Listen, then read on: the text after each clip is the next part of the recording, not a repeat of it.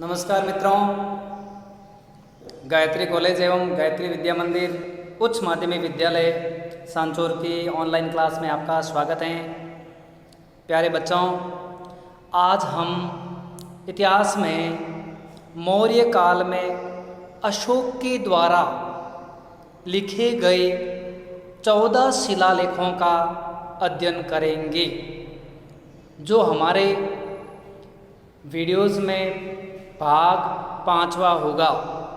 ज़रूर देखें। एग्ज़ाम में इन 14 शिलालेखों में से एक प्रश्न जरूर आता है। हमें शिलालेख याद कैसे करने हैं? हर जगह बुक्स में, वीडियोज़ में, सब जगह मिल जाते हैं, लेकिन सबसे बड़ी बात है हम उसे याद कैसे करें।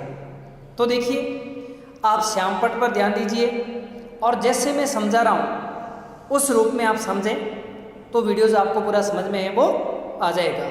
तो देखिए, अशोक ने अपने द्वारा किए गए कार्यों को विभिन्न शिलालेखों में अंकित करवाया था, जो हमें इतिहास की जानकारी प्रदान करते हैं। अब इसमें कुल 14 शिलालेख हैं। इनको क्रमशः हमें याद करना है। जैसे प्रथम शिलालेख पशुवध पर रोक। प्रथम शिलालेख में पशुवध पर रोक लगाई गई। किसी भी तरीके से जानवरों की हत्या निषेध की गई। द्वितीय शिलालेख में पड़ोसी राज्यों की जानकारी। पड़ोसी राज्य मतलब चोल, पांड्य, जो मौर्य साम्राज्य के दक्षिणवर्ती राज्य थे, उनकी जानकारी द्वितीय शिलालेख में मिलती है। तीसरा शिलालेख, जिसमें 3 अधिकारियों की नियुक्ति, प्रादेशिक, युक्त व रज्जु की नियुक्ति की जानकारी, और ये प्रत्येक 5वें वर्ष जनता के बीच में जाकर जनता की समस्याओं को सुनेंगे और उन्हें दूर करेंगे। चौथा शिलालेख सामान्य व्यवहार की जानकारी। जनता के सामान्य व्यवहार, उच्च जीवन यापन की जानकारी चौथे शिलालेख में हमें मिलती है। पांचवा शिलालेख, 5वें में धम्म महामात की नियुक्ति की जानकारी। अशोक ने अपने राज्याभिषेक के 13वें वर्ष धम्म महामात की नियुक्ति की थी। इसका वर्णन 5वें शिलालेख में दिया गया है। छठा शिलालेख प्रतिवेदकों की नियुक्ति। प्रतिवेदक का मतलब होता है कि दूर से दराज के ग्रामीण इलाकों की जानकारी लाकर शासक तक पहुंचाना, ये प्रतिवेदक की नियुक्ति कहलाती है। और वे प्रतिवेदक जनता की समस्याओं को सम्राट अशोक मौर्य तक लाने का कार्य करें, ताकि उनकी समस्याओं को दूर किया जा सके। ठीक है। 7वां शिलालेख, इसमें 7वां श्रमण। देखिए याद करने का तरीका। 7वां श्रमण, श्रमणों का वर्णन। श्रमणों में संयम व आत्मशुद्धि का वर्णन, यानी 7वें शिलालेख में श्रमणों के संयम और आत्मशुद्धि के वर्णन के बारे में जानकारी प्राप्त होती है। श्रमणों को, बौद्ध भिक्षुओं को कैसा जीवन यापन करना चाहिए, उनके जीवन के मूल्यों की जानकारी हमें प्राप्त होती है। इसी तरह से हम देखते हैं 8वां शिलालेख। 8वें शिलालेख में धम्म यात्रा। 8वें शिलालेख में धम्म यात्रा का वर्णन मिलता है। 9वां शिलालेख, इसमें जन्म, विवाह, उत्सव व मृत्यु भोज पर रोक, यानी अनावश्यक तरीके से जन्म के अवसर पर, विवाह के अवसर पर और मृत्यु भोज के अवसरों को सीमित करना, समाप्त करना और वो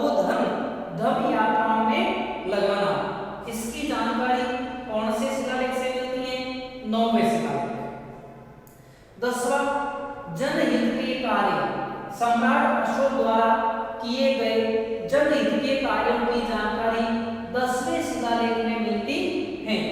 11वां शिलालेख धम्म विजय का वर्णन, अर्थात जो धम्म यानी अशोक ने सदाचार, कल्याण, नैतिकता आदि के लिए जो धम्म बनाया था उसकी विजय, सफलता आदि का वर्णन 11वें शिलालेख में दिया गया है। 12वां शिलालेख धार्मिक सहिष्णुता, अशोक सभी धर्मों को समानता देते थे, इसलिए 12वें शिलालेख में धार्मिक सहिष्णुता की जानकारी मिलती है। 13वां शिलालेख कलिंग युद्ध का परिणाम व पश्चाताप, विदेशी राज्यों के साथ संबंध, बहुत इंपॉर्टेंट है, एग्जाम में कई बार पूछा हुआ है। कलिंग युद्ध हुआ उसकी जानकारी, उसका परिणाम, और कलिंग युद्ध के बाद सम्राट अशोक का हृदय परिवर्तन हुआ और उन्होंने बेरी घूस की जगह धम्म घूस को अपनाया, इसकी जानकारी 13वें शिलालेख में मिलती है। इसके अलावा विदेशी राज्यों के साथ उनके संबंधों की भी जानकारी मिलती है। 14वां शिलालेख, इसमें त्रुटि सुधार, इन 13 शिलालेखों के अंदर अगर कोई त्रुटि रह गई है और उसमें सुधार का कार्य है वो इसके इस शिलालेख में वो दिया गया है। इसके अलावा धम्म के अनुसार जीवन यापन करने की जानकारी मिलती है। प्यारे बच्चों, आप सभी ने देखा होगा कि ये जो शिलालेख हैं, इन शिलालेखों को अपन किस तरीके से याद करते हैं। तो देखिए, प्रथम शिलालेख, प्रथम पशु, देखो नाम दोनों के एक है, प्रथम पशु, केवल याद करने का तरीका है। श्यामपट पर ध्यान दीजिए, प्रथम पशु, पशु वध पर रोक, कौन से शिलालेख में? प्रथम रह जाएगा दिमाग में, ठीक है।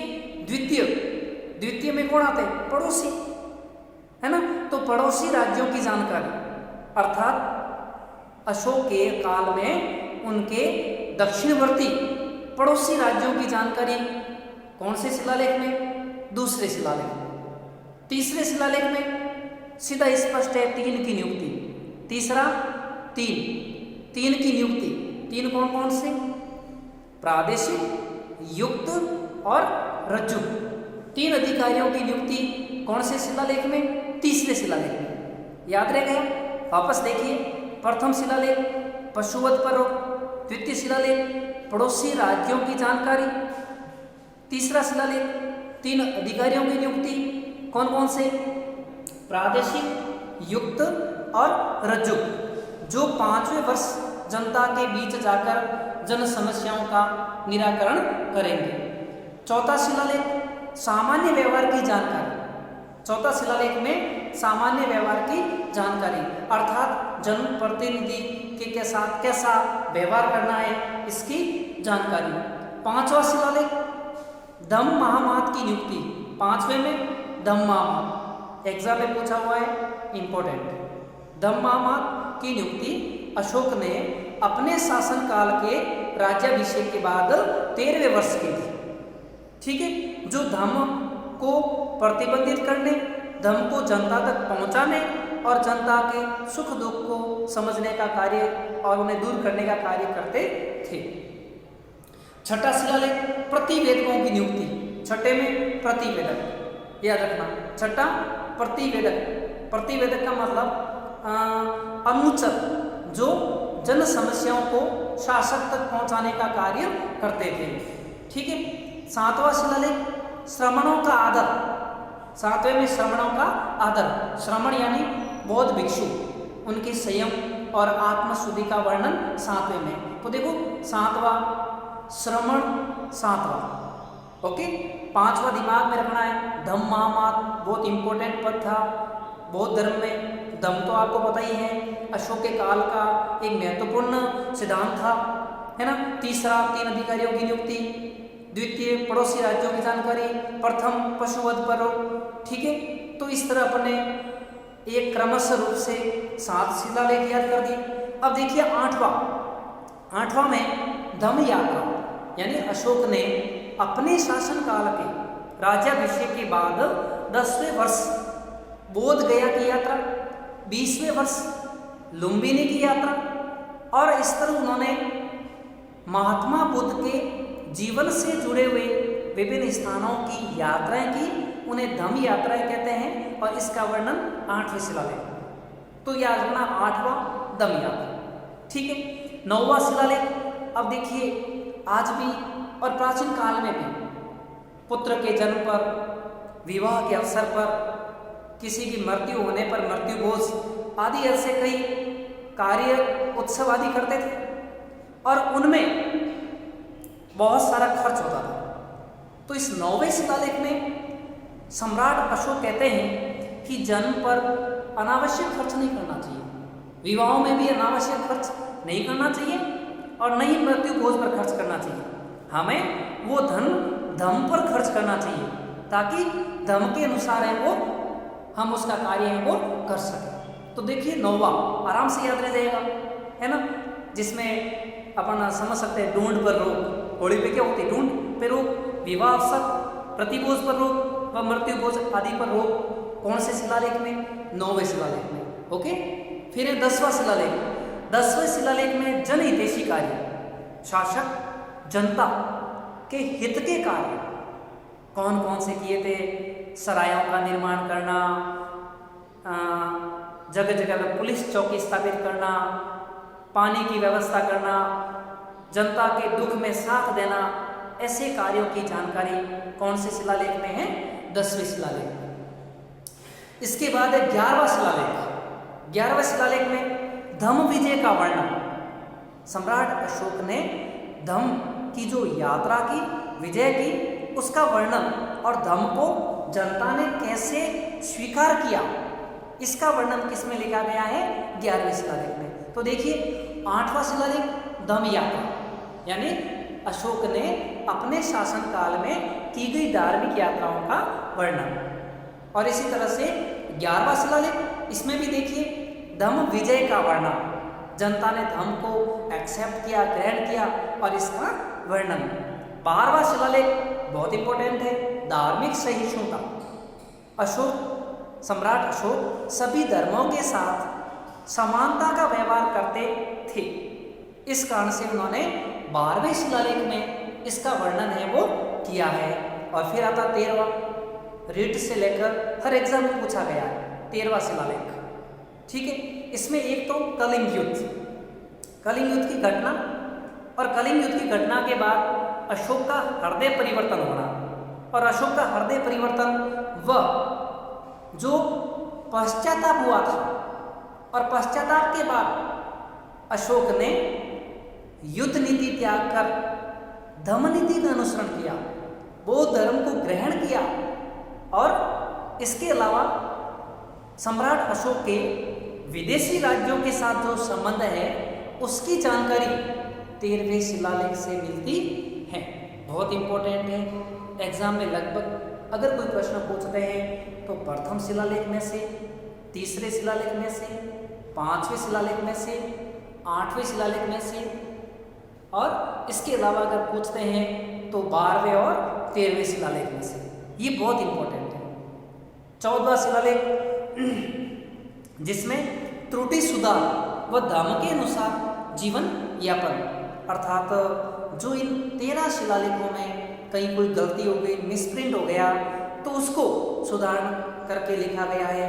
कौन से शिलालेख में? 14वें। और इसके अलावा धम्म के अनुसार जीवन यापन, बौद्ध धर्म के अनुसार जीवन यापन करने पर बल दिया गया है। आपको याद हुए होंगे, वापस देखिए इसको, 2-3 बार आप रिवाइज कीजिए ताकि ये आपके दिमाग में रह जाए। तो देखिए, प्रथम शिलालेख शुरुआत करनी है, प्रथम प्रथम शिलालेख पशु वध पर रोक। ओके, द्वितीय शिलालेख जिसमें पड़ोसी राज्य, है ना, द्वितीय पहले अपने घर वाले मानते हैं और दूसरे पड़ोस वाले, तो द्वितीय शिलालेख पड़ोसी राज्यों की जानकारी, सम्राट अशोक के पड़ोसी राज्य चोल, पांड्य आदि राज्यों की जानकारी।